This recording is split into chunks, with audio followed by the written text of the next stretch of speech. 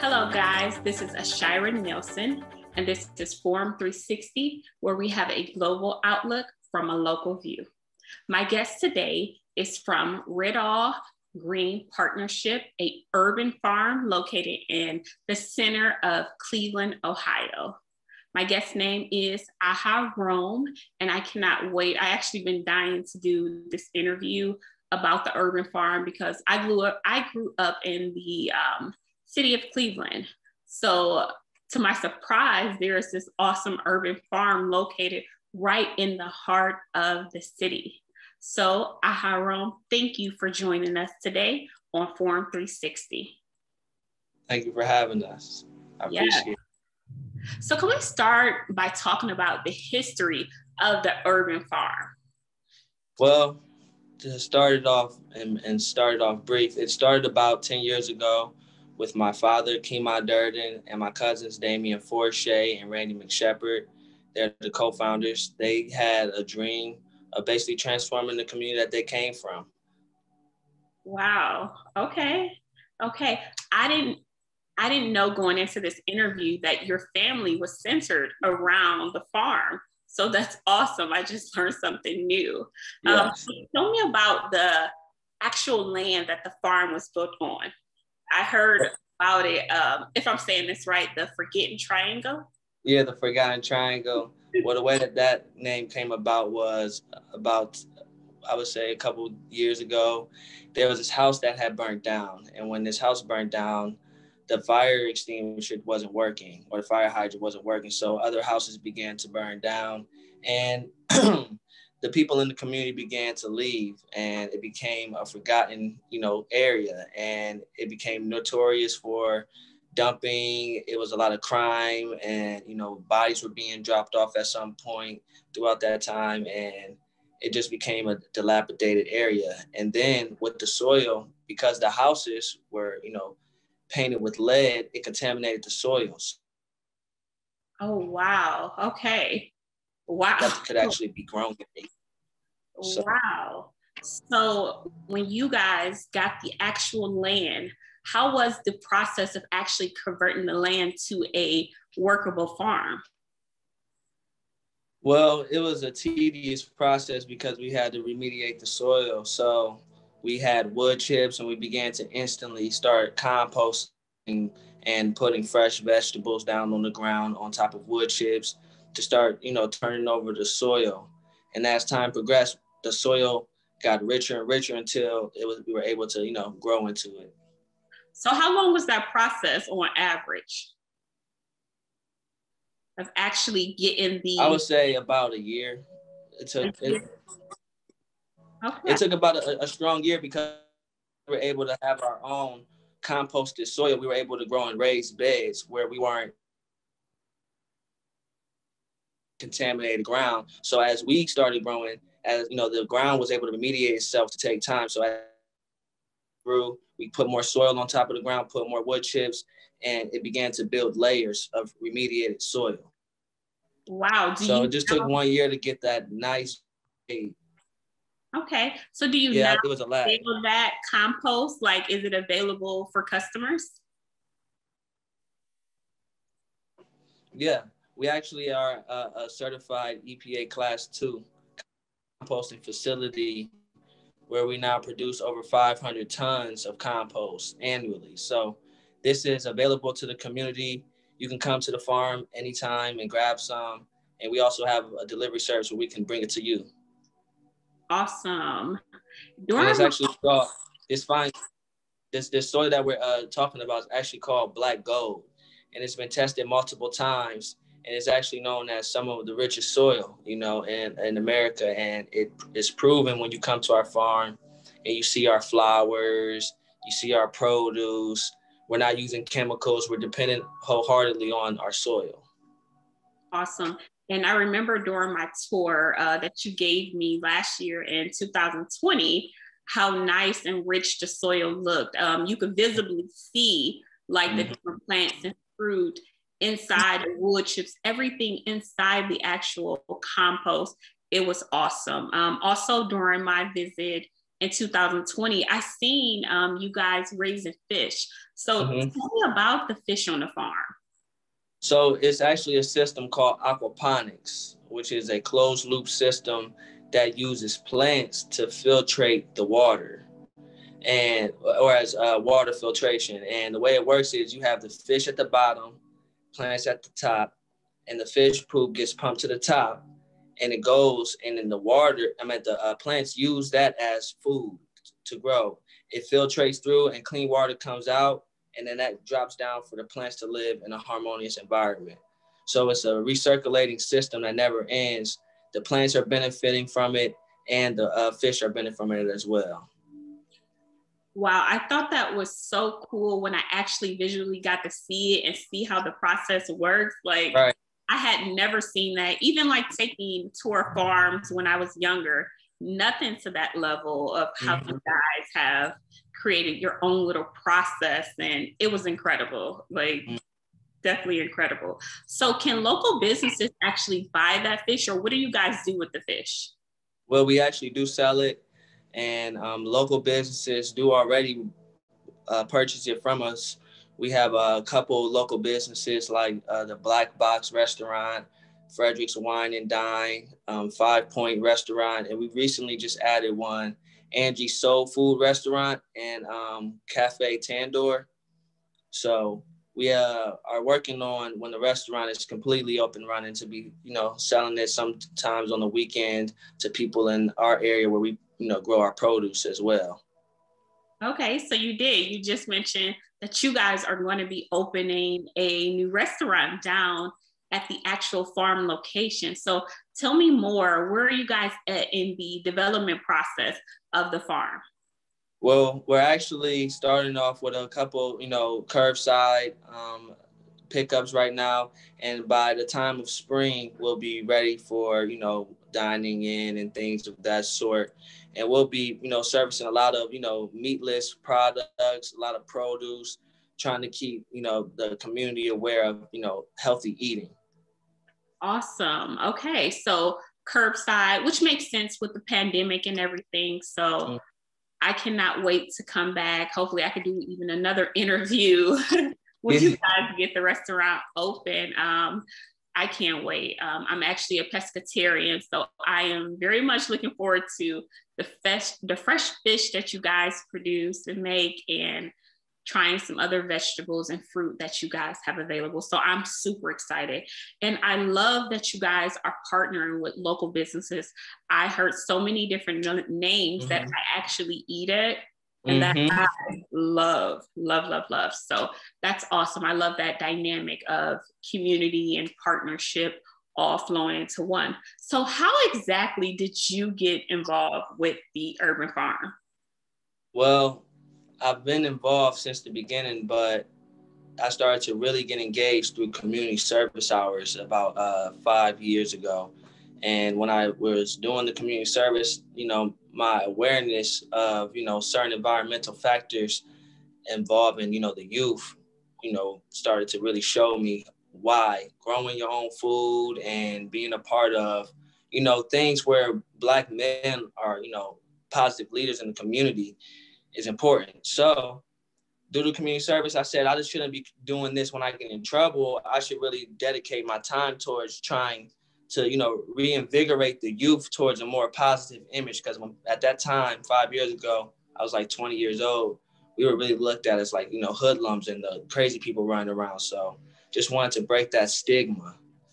So you talked about your work with the youth. So what type of activities do you do with the actual youth? Well, I'm actually the youth coordinator at Riddle now, and a couple of things that we have planned for this year are, a couple monthly workshops. This month we want to do a Black History Month workshop at the farm, and we also have a couple youth volunteer opportunities that we're going to be working with.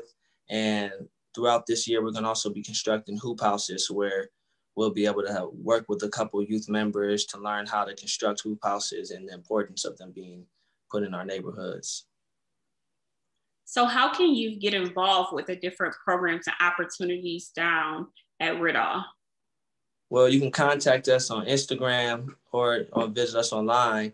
But a lot of people come to our farmers markets, and the one that just opened up, and they want to see the farm. So that's another outlet that we have too, the farmers market, Farmer Jones in Maple. Yes, I'm glad you actually brought that up. That is actually in my neighborhood. Yes. I've been a couple times, and it is absolutely awesome. You have to always get in there at a good time because the community members are so excited about the farm or Farmer Jones. So it's like a race to get in to get all the great products, and absolutely love having that in my community. Have you actually been to that location and worked there? I haven't been there to work, but over the spring and fall, I've been able to grow all of the produce and, deliver it there. And people are telling us all the time the difference of the taste, the difference of the quality of the greens. And you never really realize it, when you're growing it, but when you're able to compare against people who are shipping it out, sending it 1,500 miles, and ours is only 5 miles up the street, it's a big difference. So I can definitely attest to that because my family, we like to go on Sundays and pick up fresh produce and vegetables for the week. And it has been a life changer. So I'm so happy to have that option available. So how has it been sustaining the farm over the last 11, 12 years? Well, we've been able to sustain it through multiple projects, such as training. We have a composting that we do, which also sustains us. And then hoop house construction. We've been able to help other people construct hoop houses and, manage their farms, replicating, the Riddle model. So those avenues have really been, sustainable. We've also been able to work with the veterans and helping them also, get produce to them and, donate to their cause and construct hoop houses for them. So tell us a little more about the hoop houses, because when I came down to take a tour, I knew nothing about them, all the different names. So kind of give us some little insight, like what that actually is. Can you restate the question again? So what is a hoop house? Okay, so a hoop house is basically a series of hoops that's covered by a thick layer of plastic. And, with growing in this, it's heated by the sun and cooled by the wind. So when the winter season comes and most people are getting off of their farms, we're able to extend our growing season 3-4 more months, especially with other, universal techniques. Okay. I thought that was so amazing, like knowing that they had like different names. It was like the double hoop house and all the different got names. it. Yes, see? Got it. I didn't forget. It's been a couple months since I've been down there, probably about 5 months, but I have not forgotten about the knowledge that you guys have given me. So yeah. So what made you commit to the farm? There's so many different opportunities out there. It was like nice when I came down to see a bright young face. So what made you commit to this mission? Well, I understood that, the land is in a state of healing, needs to be healed, and that farming is a way to also restore the environment and also educate the youth on how it can be, a lucrative business model going forward. I feel like, people who are getting food grown locally are benefiting more than, conventional farmers, especially with all the chemicals that are being put on the food and the awareness of people understanding that.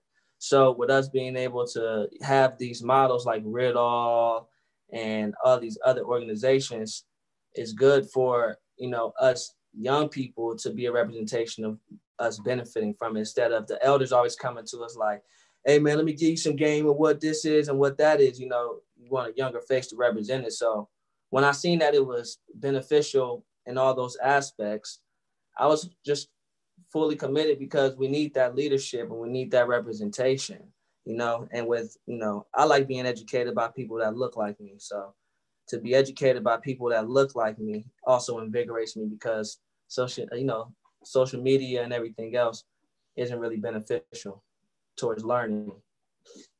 Absolutely. Social media is more of like this visual thing and keeping up with the Joneses. So I completely understand. Yeah. Yeah. And it's hard. It's hard. But it's good when you can see someone endure. Ridolph's been established for like 10 years, going on 11 years now. So to see them endure all those challenges is inspiring. And we're still developing. We're about to open up a restaurant. A hoop house just got built in Maple. We're about to establish a Maple farm. We're right by the by the farmer's market. So we're expanding, and that's inspiring as well. Okay, so are they actually going to do the hoop house right next to the field by the Maple Heights Urban Farm or the market? Well, not right now. We actually have some land about less than 3 miles from where the market is at. We have 3 acres where we're going to have like multiple hoop houses. Even hopes of putting up a dome where we can do some therapeutic healing exercises for the community so that they can understand holistic healing. Well, let's jump into that. Tell us about the holistic healing that you guys have to offer because I don't have a lot of knowledge about that. So I would love to hear more. Well, we understand that the earth is one of the first natural healers. So we try to get products that are created from the earth, such as moringa. We educate people on, the plant-based diet and the benefits of eating plants. One thing that I've brought to the table was crystal therapy. We bring crystals in to kind of, ground our energies and our chakras so that we could have more positive thoughts of self. So we feel as if when it comes to that, you need to be educated on it, and then you need to know how to use the earth in a sustainable way. So aromatherapy is another exercise that we want to work on, where people are taking in these essential oils from plants and, releasing serotonin and making us happy, calming us down from all of these stressful situations and environments we indulge in daily. These are things that cost nothing, what I'm basically saying. And if we're educated on how to use them and then also how they apply years onto our lives, it'd be beneficial. So that's why the products and the services are important for us, and why we offer the moringa. We're going to eventually offer aromatherapy classes, meditation classes, and yoga classes. That's awesome. What is one of the most valuable lessons you have learned from working at the farm? I would say endurance. That was one of the most important ones, because if you can't endure through, all these seasons, all these cycles, you won't be able to sustain. And that's why I felt as if, me being a young person, I had to jump into it, because if we don't get involved in it, where's it going to go?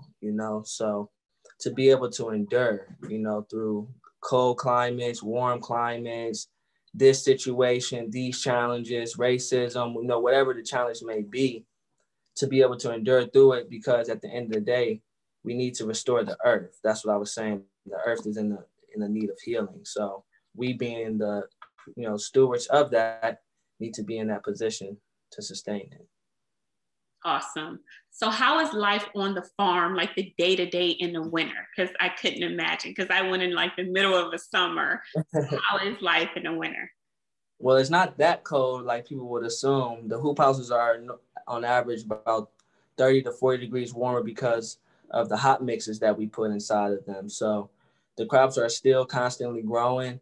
What we really focus on is maintaining the aquaponics tanks, composting, and making sure that the crops are getting the maintenance that they need. Wow, so you can do all of that in the winter too? Yes. Wow. And the orange tree still growing, so we're picking oranges off the orange tree and getting a couple oranges too. So that's that year-round farming. Oh, wow.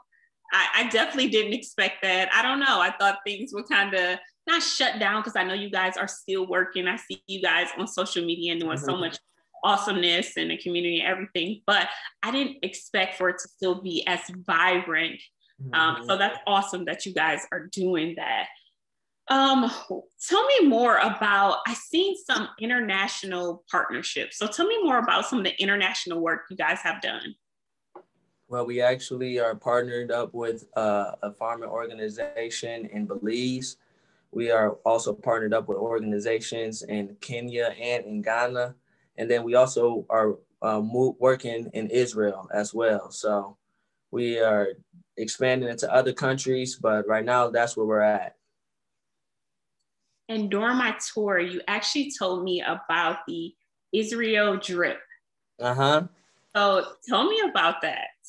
Well, that's the PCC drip that I was talking about earlier, the crystal therapy, the crystal healing. And what it's used for is when I went to Israel, I realized that, there's a lot of stones that come from there. And aligning people with the energy of the promised land is something that, we really need to kind of elevate ourselves. So bringing crystals and getting the Israel drip is important to elevate people's mind, bodies, and spirits and help us advance spiritually. So that's what the drip is about, and just people feeling real energy. We see a lot of negative things, which has us vibrating at low frequency. So when you put the crystals on, you're raising your frequency, you're raising your vibration, and, people like to see happy people. So that is their drip. Absolutely. I love keeping that positive energy, especially around. Right. So I completely understand. So what other things are you guys doing in other countries as it relates to the farms? Because I'm sure you're keeping your work going over there also. Well, what we're working on is educating more people on the model that we've sustained here in Ridall, and getting more youth involved in our programs so that they could, get involved in restoring the earth. A project that we're working on right now is carbon drawdown and tree nurseries, restoring the earth, planting more trees and sucking that carbon that's sitting up in the atmosphere out. So. Wow. So you're going to have to refresh my memory, but I know when I was there during my tour, you guys were telling me about, like, in desert land, how you're still able to produce. How is that possible? Well, through drip irrigation, and also, like we talked about, soil. So through drip irrigation is where you can control your water supply, and instead of, overwatering, you drop drops right by the root system so that the plants can still grow. Wow, that's incredible. And how do you how do you guys build relationships over there to even do these type of things? Well, we have people out there that we know, that we've well connected with, and we have outreach for organizations that basically work with us because they hear about our international connections, and then we grow stronger relationships, and we network more by spreading our vision and our mission out. So how do you see your role in everything as you guys move forward? Well, I see my role as continuing to invigorate the youth to one conscious of our daily decisions, as far as how to deal with depression, how to deal with stress and anxiety, and then also why we need to be eating better to, control a lot of these preventable diseases that are predominant in our neighborhoods and in our communities. And you focus a lot on, like, the youth. I think educating the youth and working with the youth is very important, especially in that area of Cleveland. So how do you plan to continue to engage with the community and remove kind of that bad stigma of that area? Well, one way that I plan on doing it is getting into the schools and continuing to have these summer programs where we're letting the youth come in to be creative and express themselves on how they see their communities being developed, so that it's not like people are just coming in and putting their ideas, just the youth developing the community how they want to develop it. And, you know, being there, being a strong representation by the model that Ritol has replicated and demonstrated for so long. Okay. So if anyone is interested in learning more about Ritol Farm or learning more about you and the youth program, how can they get in contact with you guys over at the farm? Well, they can come straight to us at 8129 Outer Ave, or they can contact us on Instagram at Ritol Green Partnership. And if they want to contact the UAI, that's at THEUAI_. And they can contact us at any time and volunteer at any time throughout the year, and also learn more about the programs that we have that they can engage in so that they can benefit from the things that we're doing. Well, I want to say thank you for being a guest on Forum 360, where we have a global outlook from a local view. I am your host, AShira Nelson, and I appreciate you coming on and sharing your knowledge. See you guys again very soon. Forum 360 is brought to you by John S. and James L. Knight Foundation, the Akron Community Foundation, Hudson Community Television, the Rubber City Radio Group, Shaw Jewish Community Center of Akron, Blue Green, Electric Impulse Communications, and Forum 360 supporters.